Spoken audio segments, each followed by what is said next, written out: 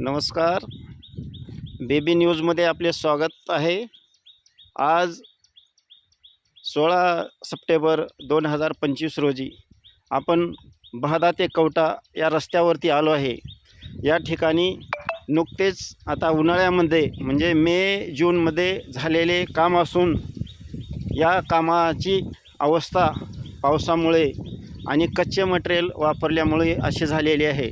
यामुळे बहादा ते कवठा जाणारे अनेक शेतकरी नागरिक यांना मोठी अडचण निर्माण होत असून अशा या रस्त्यामुळे या भागातील वाहतूक खोळंबली असून हे झालेले काम अत्यंत खराब दिसत असून यामुळे या भागातील शेतकरी प्रवासी नागरिकांना अनेक अडचणींना सामोरे जावे लागत आहे. अशा या रस्त्यामुळे आणि झालेल्या शासकीय निधीमुळे सर्वसामान्य नागरिकांचे नक्कीच आर्थिक बजेट कोसळणारे आहे.